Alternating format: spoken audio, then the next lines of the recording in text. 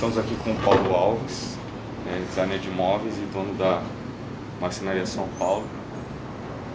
Paulo, você autoriza a gente publicar o seu vídeo na internet para trabalhos escolares e divulgação? Sim, autorizo. A gente queria saber de você, Paulo, qual foi a sua formação e um pouco da sua história, como você começou nessa carreira? Olha, eu sou formado em arquitetura, né? Eu não fiz design, eu fiz o curso de arquitetura, faculdade de arquitetura na Escola de Engenharia de São Carlos, né? Mas essa história de marcenaria começou no meu curso primário, né? Fiz da primeira até a oitava série numa escola do SESI, mantida pelo SESI, na minha cidade, Jardinópolis, no interior de São Paulo. E nessa escola tinha uma marcenaria dentro, né? Acho que por conta de ser mantido pela indústria, né? Até onde eu sei, cada escola do SESI tem uma oficina mecânica, de alguma coisa. E na minha tinha marcenaria, e eu gostava muito disso, de estar em contato com isso, né? De transformar a madeira em alguma coisa útil e tal. E eu frequentava muito essa marcenaria. E começou por aí essa paixão. E depois na arquitetura, eu fui percebendo que tinha uma ligação, né?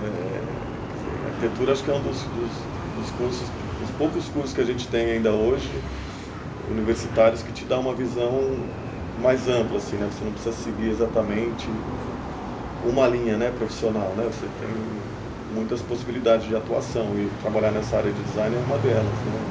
E design com madeira é uma delas, né? Então é o que eu acabei escolhendo fazer. Então acabo fazendo móveis mais ou menos como se fizesse arquitetura, né? As ideias, os conceitos e tudo não muda, assim, praticamente os mesmos, né? A maneira de atuar, né? E antes de você trabalhou no escritório da Lina Bobardi, né? Depois você ajudou na edição do livro dela e você começou a trabalhar na marcenaria Baraúna antes. Como surgiu a ideia de você mesmo iniciar seu próprio negócio, de transformar essa sua ideia, essa sua paixão pelo design em uma empresa? Isso é uma coisa que eu sempre quis, né? Assim, eu acho que eu sempre tive mais facilidade de trabalhar por conta própria do que trabalhar de empregado para alguém, né? Acho que não sei, talvez tenha a ver com essa questão, com esse lado da criatividade que eu acho que eu tenho, né? Que é reconhecido aí. Mas eu preciso trabalhar com liberdade. Então fica muito difícil você trabalhar com liberdade e sendo funcionário de uma empresa, de alguém, né? Mesmo quando eu trabalhava na marcenaria Baraúna, era sócio da Baraúna, o jeito dos outros sócios pensar era muito diferente do meu, então era difícil você... essa liberdade é muito importante para a criação. E como que foi esse começo na empresa, seu contato com os primeiros clientes?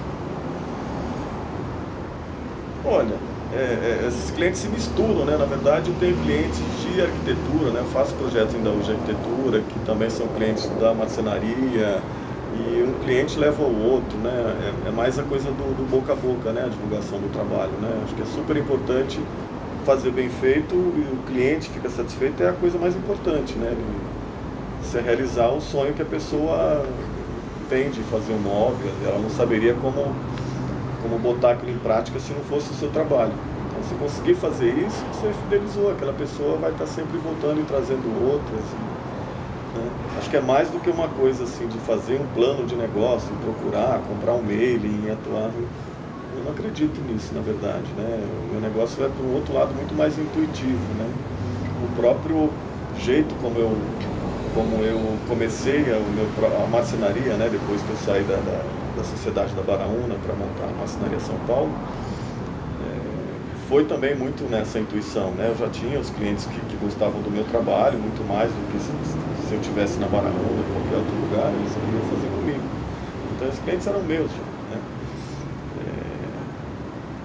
Então, eu tinha isso e nem tinha capital, na verdade, para fazer isso, nem tirei empréstimo, nada disso. Comecei meio do zero ali, com R$10.000 de poupança, comprando umas máquinas velhas e fui fazendo isso há 6 anos atrás. E com o próprio trabalho a coisa foi se pagando e foi crescendo e estamos nesse ritmo, né, até hoje. E quais foram as suas maiores dificuldades no início? maiores dificuldades, a maior dificuldade, tanto no início como hoje, é conseguir mão de obra, de pessoal de chão de fábrica mesmo, né? de marceneiro. Né? Isso é a coisa mais difícil, né? Porque não tem, né? É muito carente isso, né? Para conseguir gente que trabalha com design, para seja estagiário, um profissional, um arquiteto, isso é muito mais fácil, né? Porque tem escolas para isso. Agora, de marcenaria não tem. Impressionante, né? A gente com essa quantidade de madeiras aqui, que eu acho que deve ser a maior do mundo, né? Com pelo menos uma espécie e tudo. A gente já tem muitos designers aí da melhor qualidade e tudo, e não tem mão de obra para fazer isso, para trabalhar, para botar isso na prática, né? Então, o mais difícil é conseguir essa mão de obra, sempre foi. E qual foi o maior sucesso? O maior sucesso? Como assim? Você acha que foi o próprio levantar da empresa ou a divulgação que você tem, o nome que você tem hoje no mercado? O que me dá mais satisfação é mais do que essa coisa de aparecer em revistas e não sei o quê. O que dá mais satisfação é perceber que eu consigo sobreviver e crescer e construir dentro de uma área que eu gosto de fazer, né? Isso é muito legal. Fiz isso com o meu esforço próprio, não herdei do meu pai, de ninguém, nada disso. Então, isso é a maior satisfação que eu tenho. E hoje, para trabalhar na equipe da Marcenaria São Paulo, quando você vai procurar alguém, quais são as qualidades que você valoriza nos candidatos e o que conta na hora do contato? Então, no primeiro contato, assim, mesmo analisando o currículo, claro que tem alguns elementos ali que a gente procura e tal, mas eu acho que é mais na entrevista, né, quando a gente conversa com a pessoa, que a gente percebe o interesse, né, mas isso a gente pode se enganar no primeiro momento, numa entrevista, nos primeiros dias de trabalho, né, mas depois de algum tempinho de trabalho a gente já percebe se aquela pessoa realmente está interessada no trabalho ali da empresa, no trabalho que a gente faz, tudo, e veste a camisa e vamos em frente, né, isso é o que é o mais bacana, assim, né? E em relação ao mercado hoje em dia, comparando quando você começou a atuar, quais foram as mudanças que você enxerga no mercado? Mudou radicalmente, né? Hoje em dia tem muito mais gente trabalhando nessa área, né? Mas ainda muito mais exponencialmente que isso, tem mercado para isso, né? Tem muito espaço ainda para muito mais gente trabalhar. Acho que a gente consegue vender muito pouco ainda lá fora, né? Exportar os produtos, mesmo no Brasil ainda é reduzido a um nicho muito pequeno de pessoas, né? Acho que isso dá para expandir muito mais, né? E eu percebo uma diferença muito grande. Você ia dar uma volta na Gabriel, pelas lojas na Gabriel Monteiro da Silva, há 15 anos atrás, quando eu comecei, só tinha, nas lojas, eram muito menos lojas de móveis de design, e, sei lá, 90% das peças que tinham dentro das lojas eram peças importadas, não tinha design nacional. Design brasileiro era uma coisa que você tinha lá o Carlos Mota fazendo, uma pessoa aqui, outra ali, e você sabia que tinha uma peça do Joaquim Tenreiro vendendo no antiquário, sabe? Uma coisa assim muito pontual, muito fragmentado, né? Então hoje está muito mais, como é que se diz? Muito mais presente, né, no dia a dia da gente, né? A maioria dos móveis que tem hoje inverteu, né? Acho que 90% dos móveis que você encontra na Gabriel, que é o principal lugar, referência no Brasil, é design brasileiro, né? Desenhado aqui, produzido aqui, com material daqui, com gente daqui fazendo, tudo, né? Isso é muito legal. E como que é o cotidiano da empresa hoje, nessa parte de criação e inclusive os outros trabalhos, assim, a produção, como você consegue resumir isso pra gente? Difícil, fazer já é difícil, resumir é um pouquinho mais difícil, mas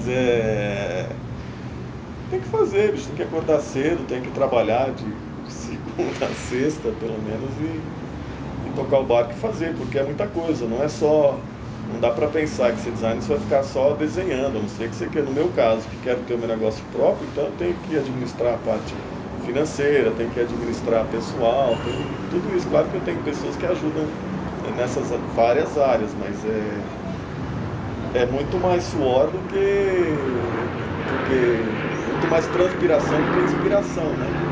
Tem que ter inspiração, porque senão aí você não faz o trabalho individual, que é só seu, que é a coisa da criação, que é o que diferencia, mas é um espaço pequeno que você tem ali, comparado com todo outro que tem que trabalhar para sobrar esse pouquinho para criar. Parabéns pelo seu sucesso, Paulo. Muito sucesso pela frente. Obrigado.